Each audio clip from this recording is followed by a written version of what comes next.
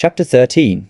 It's the feeling of a heartbeat. The chilly moonlight descended upon the commander's residence in Laoshan City. At this moment, the commander's mansion courtyard was in utter chaos. Shrieking, terrified ladies and soldiers were rushing forward, along with Commander Wa, who was shouting out orders. The scene was a complete mess. Fortunately, the situation was brought under control with the capture of the demon cultivator. When the demon pass cultivator, who had disturbed Laoshan City, was subdued, everyone present let out a cheer. Even the glass immortal maiden, with her cool gaze and indifferent nature, couldn't help but let out a sigh of relief upon seeing the shackled demon cultivator. With this demon cultivator captured, they no longer had to worry about the demon suppression magers from the Imperial Observatory coming to carry out a massacre in Laoshan City. This Laoshan City, which was at the brink of being razed to the ground, had finally turned peril into safety, and all the citizens were spared from disaster. Thinking of this, the glass immortal maiden raised her eyes towards the figure standing to the side. Clad in the simple black uniform of a constable, his official status and identity were the lowest in the courtyard today. Yet, it was thanks to him that they had averted all the dangers along the way. If not for the help of this nameless constable, perhaps she wouldn't even have been able to enter Laoshan City, and would have died in that inn outside their city. As the glass immortal maiden's thoughts reached this point, the man in the black constable uniform happened to turn around. The sharp angles of his profile, slightly blurred in the candlelight, seemed veiled by a misty gauze. Their eyes met, and the man gave a slight smile and nodded to the glass immortal maiden. It was supposed to be a simple gesture of greeting, yet for some reason, at that moment, the glass immortal maiden felt her heart beat wildly. She averted her gaze subconsciously, feeling somewhat flustered. But fortunately, at this time, everyone's attention was on the captured demon cultivator, and no one noticed the glass immortal maiden's momentary lapse in composure. After handing over the demon cultivator to the soldiers present, the man in their constable uniform walked past the cheering crowd with a smile, approaching the glass immortal maiden. "Note that the matter here is settled. I must take my leave," he said. Hearing the man's farewell, the glass immortal maiden was slightly taken aback. With some surprise, she asked, "Nameless sir, won't I stay?" The man's smile was hearty.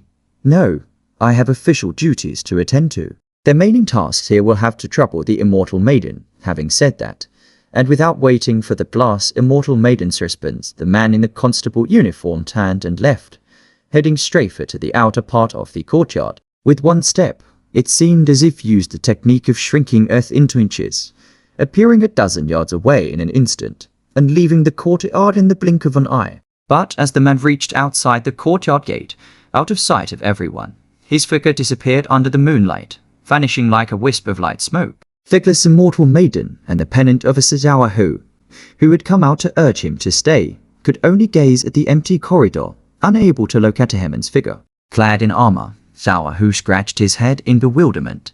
That constable has impressive movement techniques. He left so swiftly. "I didn't expect there to be such capable people within the imperial government." Zhao Hu couldn't help but sigh. In the midst of this turmoil, he had had several close brushes with death and owed his survival to the mysterious constable's intervention. Thus, although Zhao Hu held disdain for the nobles of Capital City and held no favorable opinion of the Imperial Observatory, he had utmost respect for this mysterious constable from the observatory. Zhao Hu sighed. But such remarkable movement skills and almost precognitive danger instincts, and yet he only serves as a lowly constable in the observatory. The court really is rotten to the core. If such a talented and extraordinary individual were in our ever-victorious army, General Guo would definitely make good use of him, Zhao Hu lamented. Meanwhile, on the corridor touched by the night breeze, the glass immortal maiden in green clothes stood beside him, silent. Beneath the moonlight, the immortal maiden looked at the deserted corridor in front of her, unable to find the man's figure. For some reason, she felt it would be a long time before they met again. This feeling came so unexpectedly, yet it triggered another throbbing in her heart, somewhat painful. The glass immortal maiden's eyes were slightly confused. "What's happening to me?" The sword cultivators of the mysterious sword sect had always been transcendent and detached, unaffected by worldly distractions, pursuing the supreme realm of forgetting oneself in objects and becoming one with heaven and earth. The continuous stirring of the heart and mind that occurred tonight was a first for the glass immortal maiden.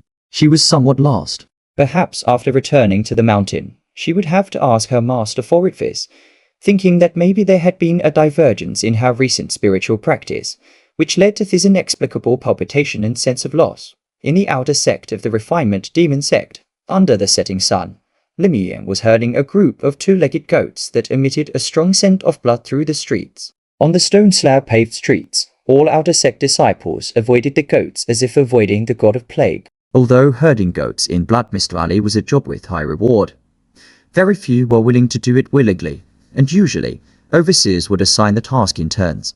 Li Muyang, herding the two-legged goats through the streets and lanes, finally drove the flock into the pen. Only then did he find the overseer to hand in his identities and magic artifact. The overseer was a surnamed Wang, a burly, good-natured fat man with a cheerful smile. His jovial appearance gave people a sense of closeness, but among the several officers in the outer sect, Wang had the strongest wrist. Almost everyone who dared to provoke him ended badly. However, the good news was that as long as you didn't provoke him, this Mr. Wang was most likely to talk to. After Li Muyang handed over the identity disc and magic artifact, he happily returned to his straw hut.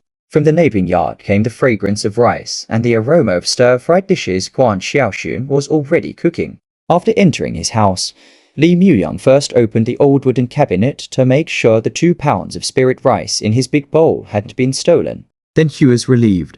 Next came washing the rice and cooking, all in one go. Feeling too lazy to cook, he quickly made a pot of rice and directly poured it into a wooden tub. Then, he sat on the doorstep, hugging the tub, and started eating. The top-quality spirit rice made the cooked rice soft, sticky, and fragrantly sweet, tasting much better than ordinary spirit rice. Furthermore, once ingested, spirit rice would swiftly transform into pure spiritual energy, integrating into the limbs, bones, and meridians, nourishing this body.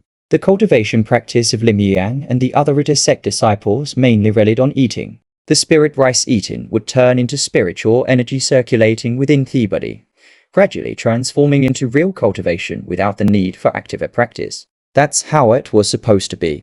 Li Muyang, having finished his meal, was washing the pot when a constant flow of spiritual energy surged up from his stomach. Soon, Li Muyang felt his entire body, all limbs, bones, and meridians, filled with spiritual energy. The overwhelming gamut of spiritual energy was so great that it even caused him some pain. What the hell?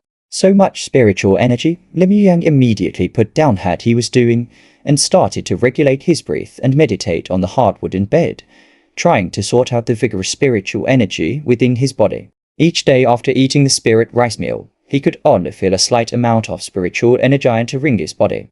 If the amount of spiritual energy supplied by the regular spirit rice was like a trickle from a small pipe, then the influx brought by the top-quality spirit rice was like a bursting flood. Although he had been mentally prepared for the potency of the top-quality spirit rice, this was still too much. Li Muyang continued to sort through the surging spiritual energy inside him, feeling his entire limbs and bones almost filled with spiritual energy.